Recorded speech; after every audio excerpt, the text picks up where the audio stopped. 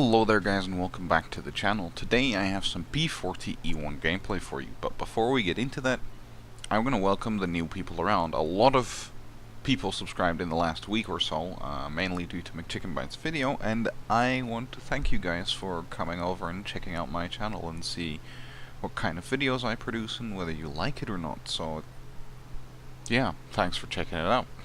Now with that out of the way, let's get into the actual gameplay. The P40 is not really a plane that I would see myself fly very often.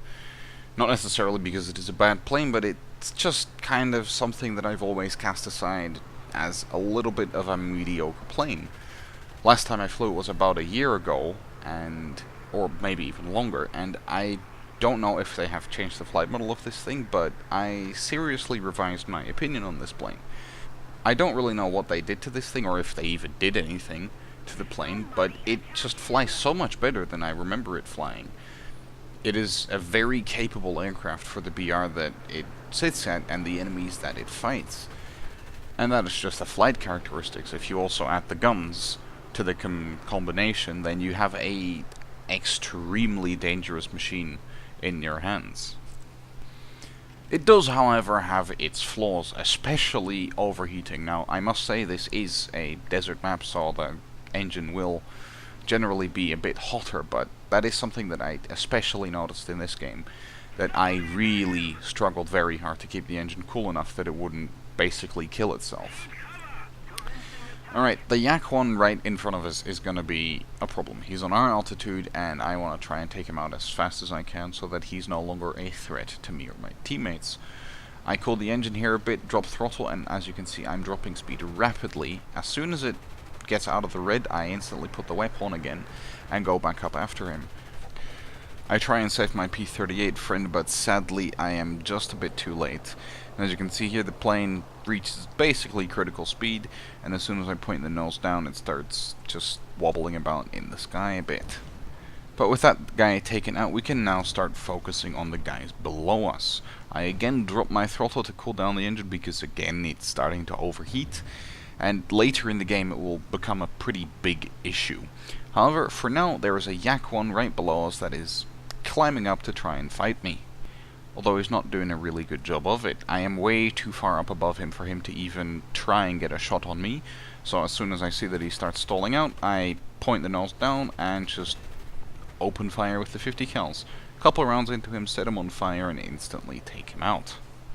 With the speed that I've gained, I decide to first go up a little bit and then immediately start focusing on the guy right in front of me. Now I have a lot more energy than this guy, presumably, because I just came out of a dive. I will evade his first shots, though, because I do not want to be baited into the head-on. And I can now go right back after him. I am gaining on him right now, but again my engine starts overheating and I have to really cool it down. I want to see if this plane has any mech controls, and it does, but at this point this is the first time I've flown the P40 out in such a long time that I don't really want to be messing with the radiator controls if they are not immediately able to be unlocked. I do have a special key to turn manual, to turn auto off to manual, but for example in the 109s you can very easily kill your engine if you don't use it correctly, and I don't want that to happen in this case. Now the Yak 7 did drag us towards his IL-2 friend, and I'm gonna actually go for the IL-2 because the P39 is quite firmly on the Yak 7's 6, so I think I can at least afford to try and take this guy out, because who knows, if we don't pay attention to him he may come out of an unexpected corner and take one of us out. But I will not let that happen. I take him out and the Yak 7 is coming straight for me. He's gonna push for another head-on, but I'm not gonna allow him to get any shots on me because it is just a really dumb way to die, and head-ons, to be honest, are really not something I go for very often. Now, there is a little bit of an issue in this specific scenario. I kind of want to watch out for my P39 friend because he is pretty close to me, and I don't want to actually accidentally end up shooting him or even ram into him. So I do keep an eye out for him, see if he's anywhere near me. He's kind of far away, so I am pretty free to maneuver. I maneuver myself into a firing position and take out the Yak 7. I will put a little jump cut here because it does take about 3 to 4 minutes before anything else interesting happens, so I will see you once the action resumes. So after a little bit of flying and me trying to get back to my airfield, I decide it is not going to work out. I'm going to have to fight this guy because he's gaining pretty rapidly on me, so I turn into him and start the engagement. Again, I do not push for the head-on, because most of the time if you pay attention and maneuver correctly, after you pass each other you can quite easily get on the enemy 6, as I do right here. I try and get some shots off, sadly they are not on target and the Yak 7 gets away. However, he decides to play it pretty awkwardly, to be quite honest. He allows me to get guns back on, and what you really need to do in a fight like this is keep it as tight as possible. You don't want to give the enemy any chance to get on your 6, but this guy clearly did not get the memo. Now with that guy taken out, I again try to go back to the airfield because my engine is really overheating and I don't have that much ammunition left. But I am still 6 kilometers away from the airfield. I decide to put the plane in a dive to see if I can get away from him, but he is gaining very rapidly, so I'm gonna be forced to fight this guy as well.